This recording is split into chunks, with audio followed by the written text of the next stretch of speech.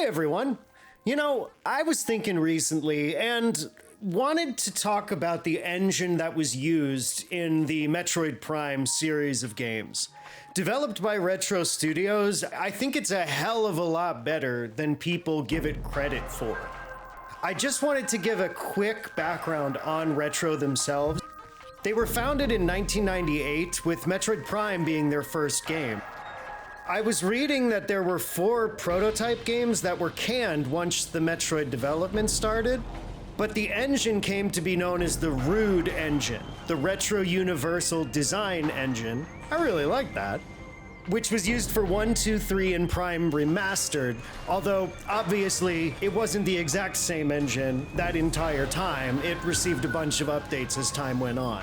I took to the internet, as you do, to look for forum posts and reviews from the time. I remember I spent a lot of time as a kid. After I had played a game, I would go to like GameFAQs or just random forum sites to see if I could find any discussion on it and see what other people thought about. So I actually remember the reviews being a lot more negative for this game, but upon researching, I realized that the reviews, at least on GameFAQs, were very positive back in the day. So I took to Google to just start looking up forum posts from 2003, a year after the game was released, and I found quite the opposite. A lot of people said they either just couldn't get into these games or they straight up hated them, blaming everything. I saw a lot of hate for the scan visor, but let me get into that a little bit later on. Moving back to me, this was one of the first GameCube games that I had when we got the GameCube in the early 2000s. I was able to get most of the way through it.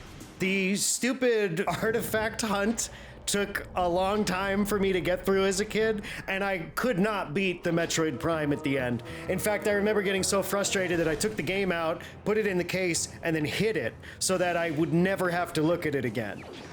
These days, I've probably played through it 30 or 40 times on emulators and real hardware, which I'm back to. So it's a special one to me. Let me start by talking about the physics of the game. This engine is really special. So as far as movement, Samus has a couple abilities that I want to go over, specifically jumping, double jumping, grappling hooks, all that good stuff. But let's just start with the most basic. Jumping in this game is accomplished by pressing B on the GameCube controller. I'm bringing that up because it's not easy to shoot and jump at the same time. You have to do one or the other, and that was something that was difficult for my Mega Man brain to work out when I was a kid. When you're locked on, if you hit the jump button while holding left or right, you can do dashes, which will quickly push you around the screen. The Flagra boss fight is a really good example of this because you're tasked with shooting these light fixtures, which are shining light down onto the boss. And as you hammer them, they go back up. What you need to do is, while locking onto Flagra, quickly be hammering that jump button so that you can dash around the map to hit all of the light fixtures up before Flagra either knocks them back down or wakes up from the temporary coma you put it into. For now, let's quickly walk around the HUD, which is another key feature of these games. You're looking directly through Samus's visor. So on the bottom left and the bottom right, you have the ability to switch between a few visors as well as all of the beams using the C stick and the D-pad. I know this game gets a lot of flack for the controls because the C stick wasn't used to aim. Rather, it was used to change beams. The way that you aim is, well, you don't, actually. So if you hold down the R trigger, it will lock Samus in place, allowing you to free aim all over the place, wherever you want. Walking around then sees you moving forwards or backwards and turning left and right.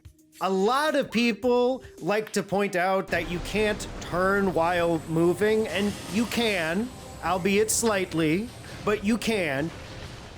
I've seen them call it tank controls like in Resident Evil, but in Resident Evil, most of the time, you had to stop moving and then tilt your character whichever way you wanted to go, and then have them move in that direction. That isn't the case here. You can move continuously through environments and rooms. Like Mega Man, shooting things in this game is also just a hell of a lot of fun. You can hit the button to shoot as fast as you want if you're on the power beam, and Samus will keep up with that. Similar to Mega Man, this means you can just wail on certain enemies. I think this has less to do with the engine, but I really couldn't help myself here. I also just like how these beams sound. The power beam sounds like a cannon.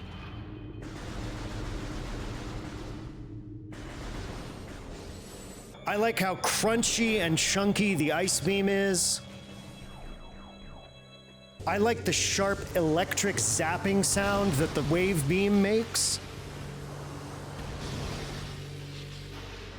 And who could resist firing off that plasma beam and listening to the enemies melt away? Let's talk about some of the environmental things you'll be dealing with throughout this playthrough. Here's a really fun thing that is just one of those things I noticed upon playing through again. After taking down the Mama Sheegoth, this room will be endlessly occupied by another one. Ordinarily, you just have to hop around, get up on the rooftops here, and then jump over to the door.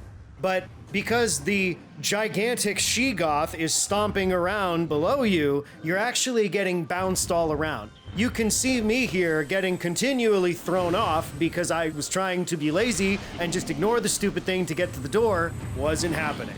Also, there's just a bizarre number of enemies that kind of toddle along the ground and just send you into a different map if you touch them. Ooh, or another one of my favorites.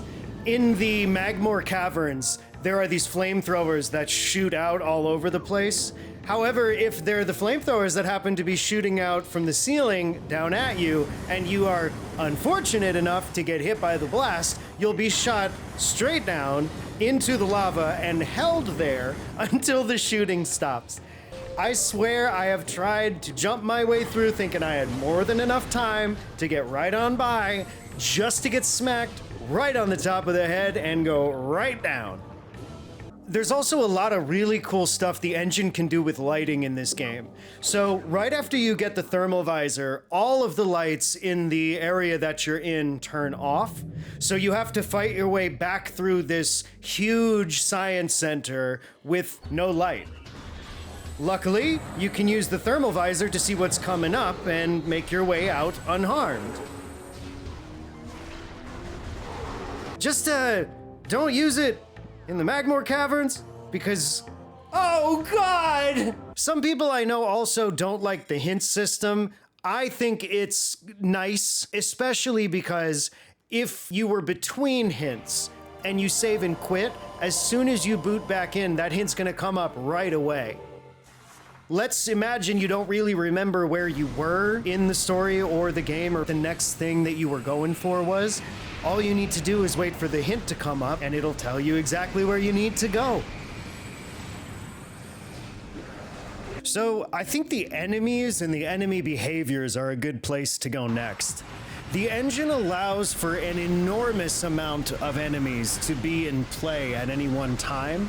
They can fly around, they can interact with water or the room around them by kick flipping off of the wall or something like that. One of the ones in particular, though, I want to point out are these jetpack pirates.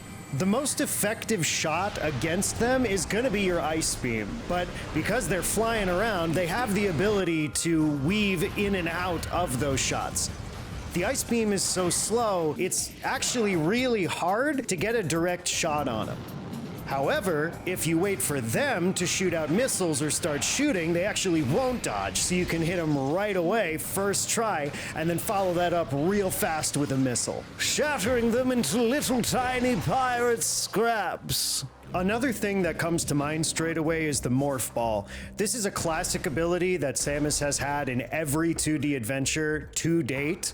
It allows her to curl up into a really tiny ball and roll around the stage. This is used from everything to finding secrets, accessing tiny little tunnels, you name it. Metroid Prime is a 3D game, so the developers had to figure out a way to make the Morph Ball work in that mode. They could have taken the easy way out, which would have been restrict morph ball sections simply to 2D layout rooms, of which there are a fair few of. They're mostly puzzle rooms, but instead, they made it function more like a marble or a beach ball. So if you turn into Morph Ball at the top of a hill, you'll start rolling down the hill. It's actually really effective and fun to control once you get a sense and a feel for how realistic the movement feels. Similarly to the Sheegoth knocking me all over the place, the Morph Ball is also subject to the engine's physics. As an example, during the Flagra fight, when it falls down, it slams the ground, which kicks the Morph Ball up in the air. Similarly, during the Metroid Prime fight, one of the phases sees you having to Morph Ball in these little tiny gutters along the ground, getting kicked around by its legs as it charges back and forth. Hey everybody! I'd love to hear all of your thoughts on the Prime engine below. I think automatically of that classic picture of Jason Alexander looking absolutely confused about the game he's playing. Funnily enough, I remember an interview coming out that he doesn't remember this picture at all. Also, the Prime Remaster, which uses the modern version of this exact same engine, has an option of a bunch of different control styles, one of which being a standard two-stick shooter with other control modes that you can use while playing the game. For example, they had like pointer that allows you to use motion controls like in the Metroid Prime trilogy, or the straight-up classic mode, which is the original one-stick control style. This video was a lot of fun to make, and hey, I'll see you in the next one.